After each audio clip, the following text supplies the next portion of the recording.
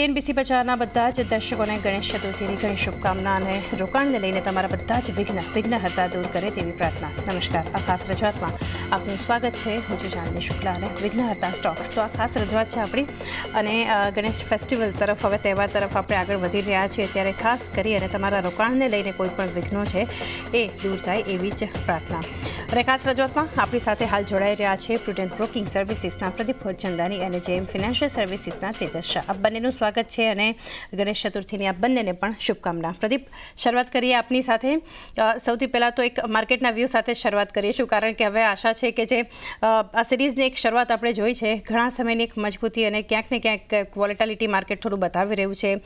ક્યારેક correction, consolidation, તો ક્યારેક ફરી એક લાગે કે નવા લેવલ્સ તરફ આગળ વધશે. આપણને કઈ રીતે તમે જોઈ રહ્યા છો બધા સંકેતો? ગ્લોબલ ફ્રન્ટ પર આપણે જોશું કે હવે ફેડનો એક નિર્ણય પણ આવશે. આગળ જતાં તમે નિફ્ટી બેંકને ક્યાં જોઈ રહ્યા છો, પ્રદીપ? સૌ પહેલા તો ગણેશ ચતુર્થીની સૌની શુભકામનાઓ.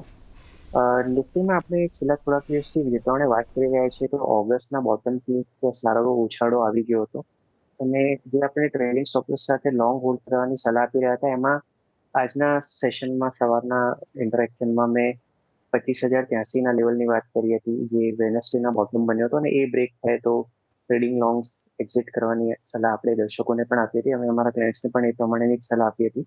તો અમારા હિસાબે હવે ઓન ધ હાયર સાઇડ જ્યાં સુધી 25,250નું લેવલ ક્રોસ ના થાય ત્યાં સુધી શોર્ટ ટર્મ માટે થોડોક બાયસ નેગેટિવ છે. ઓન ધ લોઅર સાઇડ જે ડાઉનસાઇડ ટાર્ગેટ અમે ઇમિડિયેટ લઈને ચાલી રહ્યા હતા, જે આપણે સવારે પણ મેન્શન કર્યો હતો, એ લગભગ 24,800નો હતો, જ્યાં નિફ્ટીની 20 DMA પ્લેસ છે અને આજે આપણે જે સેલ ઓફ જોયું એમાં 24,860ના લેવલ ટેસ્ટ થયા છે.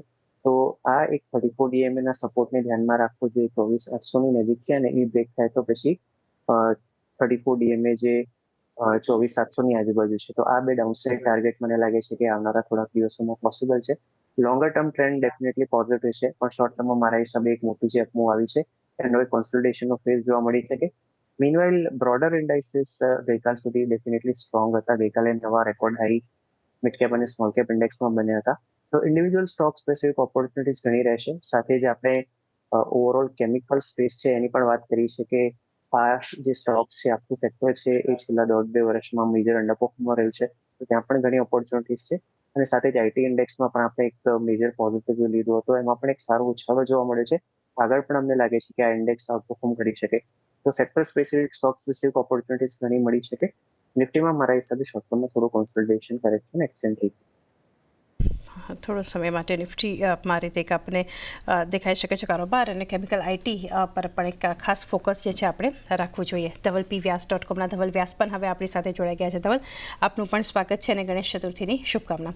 આપણી પાસે પણ માર્કેટ પર એક વ્યૂ લઈશું. તેજસ, જાણીએ તમારી પાસેથી પહેલાં તો, કારણ કે જે રીતે એક સેટઅપ બજાર માટે આપણને બનતું અત્યારે દેખાડી રહ્યું છે, ફેસ્ટિવલ તરફ તો આપણે આગળ વધી રહ્યા છીએ, કારણ કે સ્થાનિક સંકેતો જોઈએ તો મેજર કોઈ ઇવેન્ટ એના કરતાં વધારે હવે ફેસ્ટિવિટી જ એક મહત્વની રહેશે. તમે કઈ રીતે જોઈ રહ્યા છો એક સેટઅપ બજાર માટે હાલ? તમને ને તમામ દર્શકોને ગણેશ ચતુર્થીની ખૂબ ખૂબ શુભકામનાઓ. નિફ્ટીની આપણે વાત કરીએ, નિફ્ટીમાં આજે એક આપણે સારું વીકનેસ જોયું હતું, પણ જો આપણે આજનો લો જોઈએ તો ઓલમોસ્ટ જે 20 ડે સિમ્પલ મૂવિંગ એવરેજ છે એની બાજુ ટ્રેડ કરી રહ્યું છે. એક બેરિશ એન્ગલ્ફિંગ કેન્ડલસ્ટિક પેટર્ન બની રહી છે વીકલી ચાર્ટ પર, પણ મારા હિસાબથી આજે 24,850ની આજુબાજુ સ્પોટમાં સારો એવો સપોર્ટ છે. તો આજના સેશનમાં એ લેવલ બ્રેક ન કરવું જોઈએ. અગર એ લેવલ હોલ્ડ કરશે તો મને લાગે છે કે અહીંયાથી એક માઇનર પુલબેક આવી શકે છે અને ઉપરમાં આપણે ફરીથી આપણે 25,000નું લેવલ 25,100 સુધી પાછું બજાર આવી શકે. તો 24,850નું એક ક્રુશિયલ લેવલ છે, જ્યાં સુધી હોલ્ડ કરે છે તો બાઉન્સ બેકની આશા છે અહીંયાથી.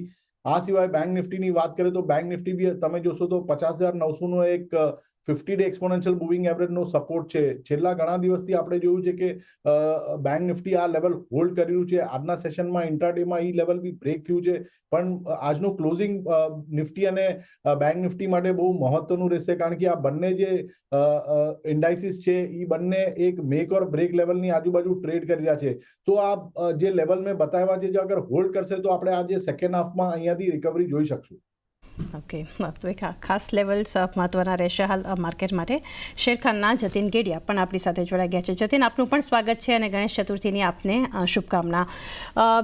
સૌથી પહેલાં જતીન, આજે શરૂઆત કરીએ વિઘ્નહર્તા સ્ટોક્સ, જે આજના આપણી આ ખાસ રજૂઆતની થીમ છે કે રોકાણકારો માટે એવા સ્ટોક્સ કે જે એ રોકાણને લગતા કોઈ પણ વિઘ્નો છે એને દૂર કરી શકે. આપની સાથે શરૂઆત કરીએ તો આ ખાસ રજૂઆતમાં તમારા તરફથી પહેલું રેકમેન્ડેશન ક્યાં હશે, કયું સેક્ટર, એની કઈ કંપની, જતીન? જો અમારા તરફથી ફર્સ્ટ ઓફ ઓલ ગણેશ ચતુર્થીની શેરખાનના તરફથી હાર્દિક શુભેચ્છા બધા દર્શકોને. અને અગર જો હું સ્ટોક્સની વાતચીત કરું તો મને લાગે છે કે પહેલો જે સ્ટોક મારા ધ્યાનમાં આવે છે એ ડીમાર્ટનો રહેશે.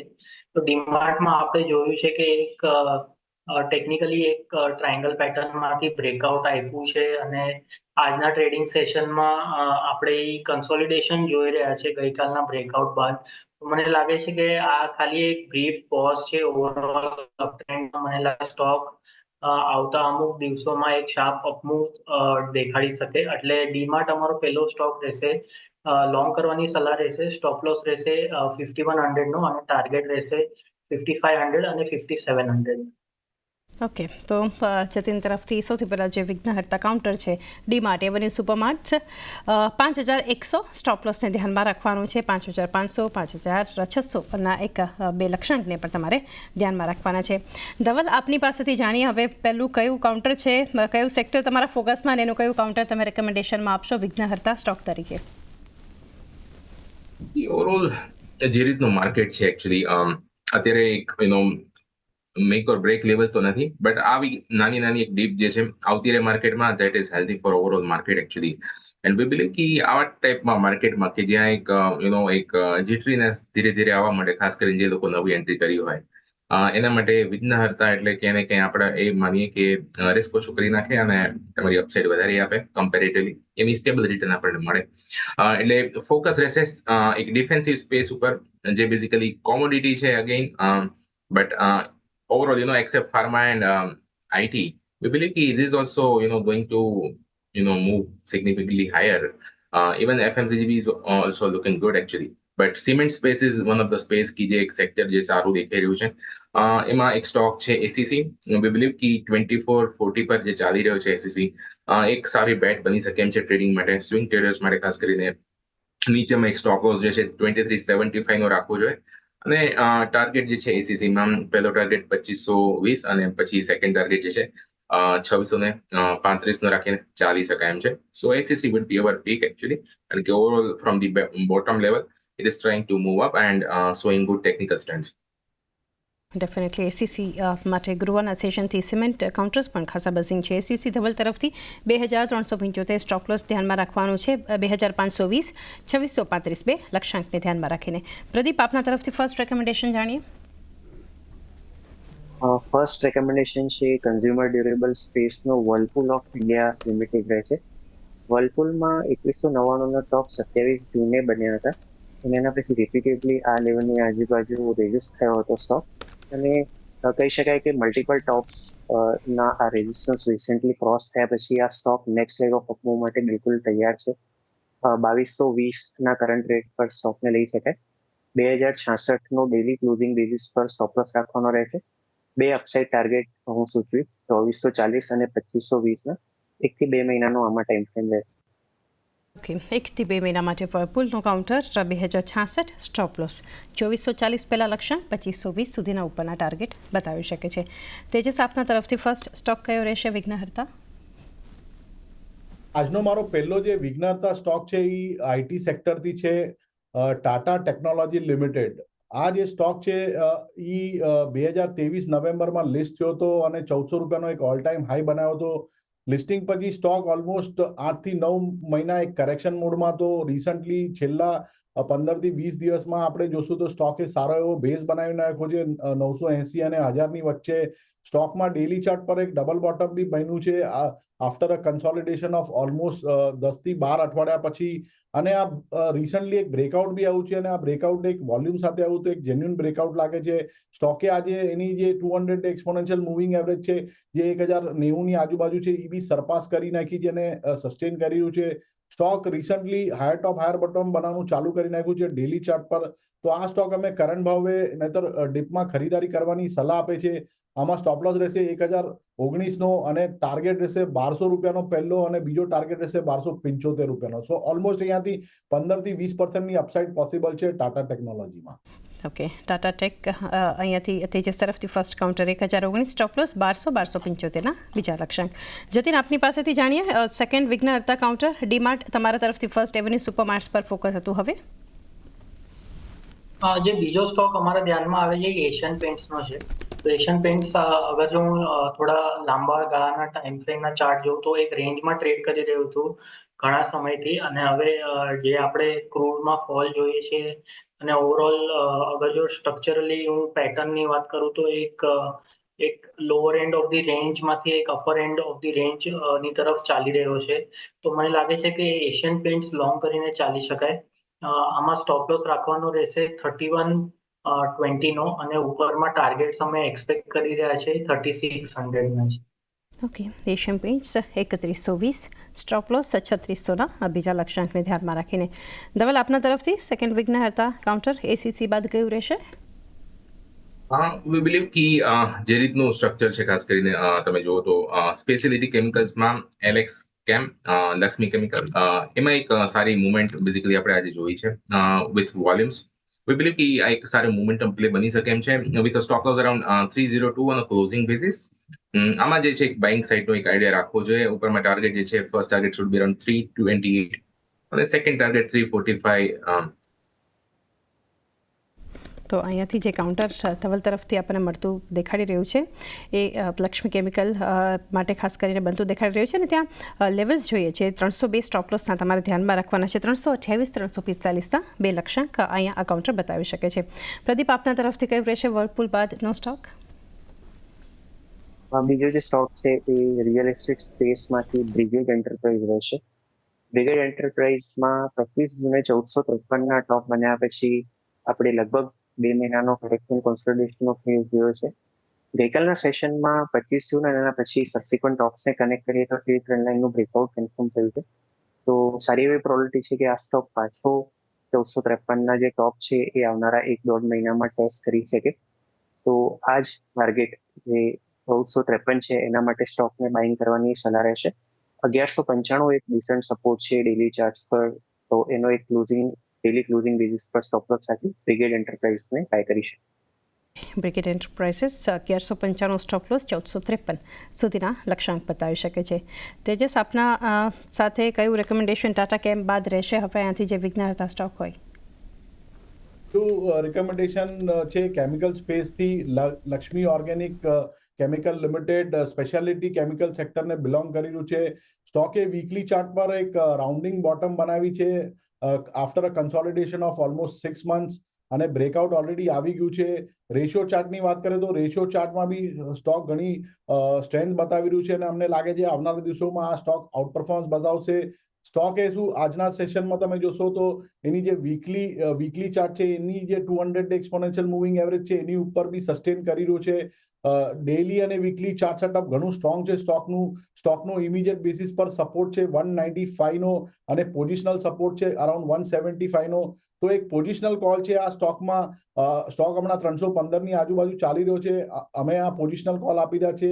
કરંટ ભાવે કાં તો ડિપમાં ખરીદારી કરવી જોઈએ. સ્ટોકમાં સ્ટોપ લોસ રાખવાનો રહેશે 275નો, પહેલો લક્ષ્યાંક રહેશે 355નો અને બીજો લક્ષ્યાંક રહેશે 390નો, અને આ કોલ હશે 2 થી 3 મહિનાના ટાઈમ હોરાઇઝન. હવે જાણીએ થર્ડ કાઉન્ટર કયું રહેશે આપણા એક્સપર્ટ તરફથી. જતીન, એવન્યુ સુપરમાર્ટ્સ, એશિયન પેઇન્ટ્સ આ બે તમારા કાઉન્ટર્સ હતા. હવે થર્ડ સ્ટોક ક્યાં રહેશે જે વિઘ્ન હર્તા સ્ટોક તમે ગણો છો? જો ત્રીજો સ્ટોક જે છે એ મેટલ કાઉન્ટરમાંથી ટાટા સ્ટીલનો રહેશે. તો રિસેન્ટલી આપણે જોયું છે કે એક ટાટા સ્ટીલમાં સારું એવું કરેક્શન આવી ગયું છે અને ઓવરઓલ મેટલ ઇન્ડેક્સમાં અમે એક્સપેક્ટ કરી રહ્યા છે કે એક પુલબેક રેલી માટે ટ્રેડ કરીએ. તો ટાટા સ્ટીલ મારા ધ્યાનમાં આવે છે એક કાઉન્ટર જે આવતા 1 થી 2 અઠવાડિયા માટે સારો અપસાઇડ આપણને બતાવી શકે. લોંગ કરવાની સલાહ રહેશે. સ્ટોપ લોસ રહેશે 145નો અને ટાર્ગેટ રહેશે 165, 172. 165, 172 આ બે લક્ષ્યાંક ટાટા સ્ટીલ. 145 સ્ટોપ લોસને ધ્યાનમાં રાખીને તો આપણે જતીન તરફથી આ થર્ડ કાઉન્ટર. ધવલ, તમારી પાસેથી જાણીએ એસીસી, લક્ષ્મી ઓર્ગેનિક આ બે પસંદગી હતી. થર્ડ પિક કયું રહેશે? હવે આપણે રિયલ એસ્ટેટ તરફ શિફ્ટ કરીએ કારણ કે ઓવરઓલ અમુક કાઉન્ટર એવા છે રિયલ એસ્ટેટમાં જેમાં કરંટ લેવલથી મૂવ આવી શકે એમ છે. એમાંથી એક સ્ટોક છે ગોદરેજ પ્રોપર્ટીઝ. વી બિલીવ કે એક સારા સપોર્ટ પાસે ઉભો છે સ્ટોક. સાઇડવેઝ મૂવમેન્ટ જોઈ રહ્યા છીએ આપણે સ્ટોકમાં. ઓવરઓલ જે અત્યારે ચાલી રહ્યો છે 2881 ની પાસે, એમાં એક બાઇંગ કરવાનો એક આઈડિયા રહેશે. નીચેમાં જે સ્ટોપ લોસ જે છે આપણો 2820 નો રહેશે ઓન ક્લોઝિંગ બેસિસ, અને first target should be around 2975 and second target should be around 3100 in Godrej Properties. Overall, we believe ki આ એક સ્લો મૂવર રહેશે, but a kind of એક વિનરતા સ્ટોકમાં વન ઓફ ધ બેસ્ટ સાબિત થઈ શકે છે. ઓકે, ગોદરેજ પ્રોપર્ટીઝ જે છે અહીંયાથી પસંદગી આપણને ધવલ તરફથી, જ્યાં 2020 સ્ટોપ લોસ ધ્યાનમાં રાખવાનો છે, 2975ના લક્ષ્યાંકને આપણે ધ્યાનમાં રાખીશું. ધવલ, સાથે એક વ્યૂ, થોડી ચર્ચા માર્કેટ પાસે તમારી પાસેથી એક વ્યૂ લેવાનો છે, કારણ કે જે રીતે એક અત્યારે આપણે એક માહોલ માર્કેટમાં જોઈ રહ્યા છીએ, ઘણા બધા ફેક્ટર્સ અસર કરતા આપણને દેખાડી રહ્યા છે. આ સપ્તાહ આપણે જોયું હતું અને ઘણા સેશન્સથી રાતે ક્રૂડનો ઘટાડો એક ફેક્ટર ક્યાંક ને ક્યાંક છે, પરંતુ ઓવરઓલ જે લેવલ્સ આપણને માર્કેટમાં જોવા મળી રહ્યા છે, સ્ટોક સ્પેસિફિક એક્શન ઘણા સમયથી 1-2 સેશનને બાદ કરીને આપણે પોઝિટિવ જોઈ રહ્યા છીએ.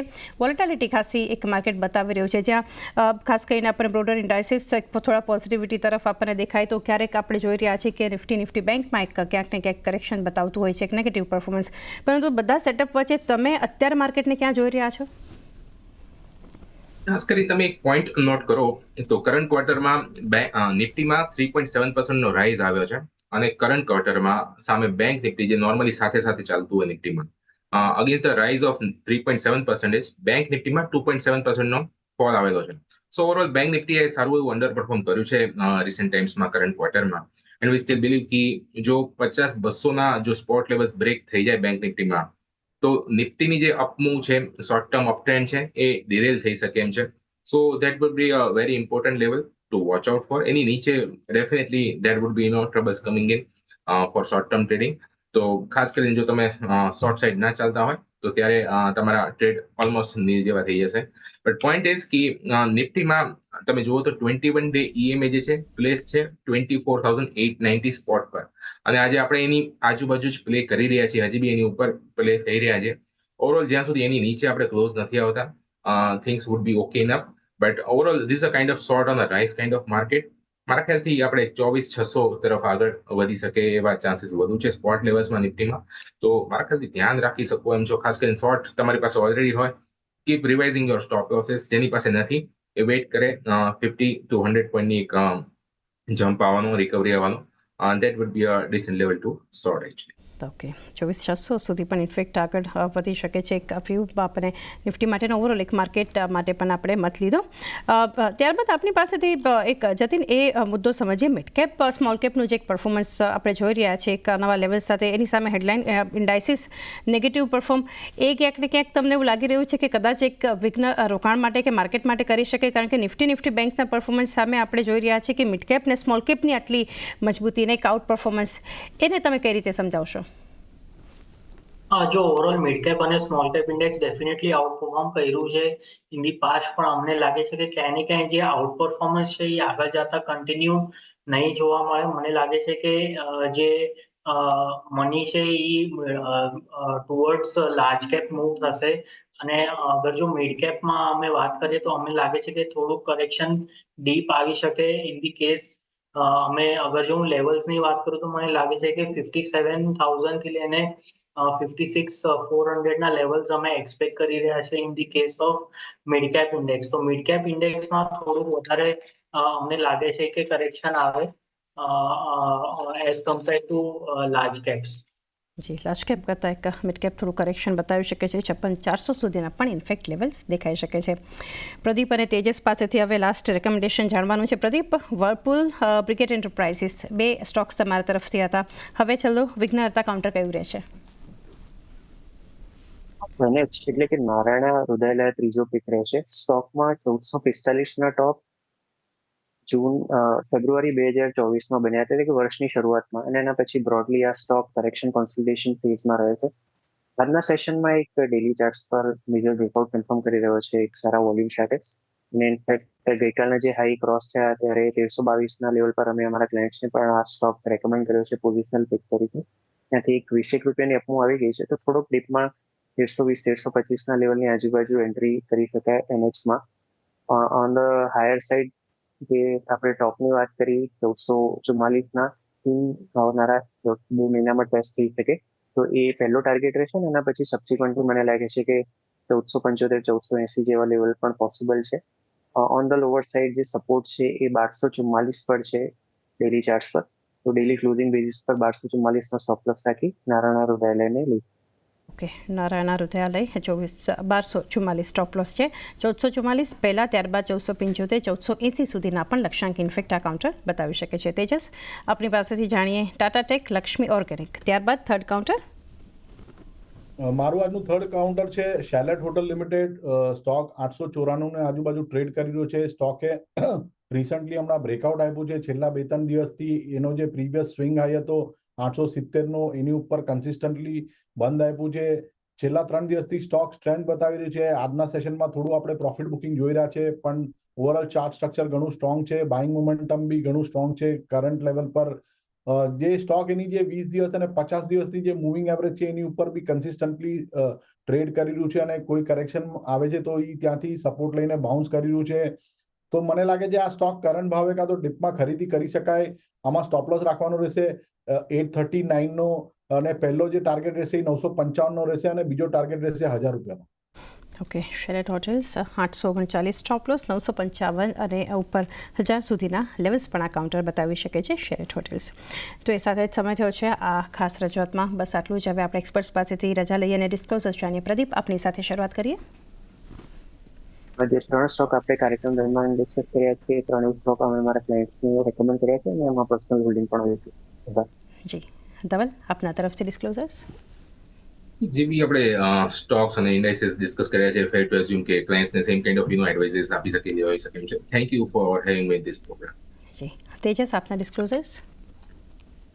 તો જે બી સ્ટોક્સ આપણે ડિસ્કસ કર્યા છે એમાં મારી કોઈ વ્યક્તિગત પોઝિશન છે નહીં, પણ અમે અમારા ક્લાયન્ટોને આ બધા સ્ટોક્સ રિકમેન્ડ કર્યા છે. જી જતીન, આપના ડિસ્ક્લોઝર્સ જાણીએ. જે બી સ્ટોક્સમાં આજે આપણે વાતચીત કરી એમાં મારી પર્સનલ કોઈ પણ હોલ્ડિંગ નથી. કદાચ ક્લાયન્ટ્સને રેકમેન્ડ કર્યા હોઈ શકે, so please consult a financial advisor before acting on any suggestion. Thank you. Ji Pradeep, Tejas, Dhaval અને જતીન, આપ ચારેયનો આભાર, અને એકવાર ફરી ગણેશ ચતુર્થીની શુભકામના. થેન્ક યુ આજે અમારી સાથે આ ખાસ રજૂઆતમાં જોડાઈને તમારા વિઘ્નહર્તા સ્ટોક્સ તમે શેર કર્યા. Thank you. તો એ સાથે જ સમય થયો છે આ ખાસ રજૂઆતમાં. બસ આટલું જ. મને પણ આપશો રજા. વધારે અપડેટ્સ માટે જોતા રહો CNBC બજાર.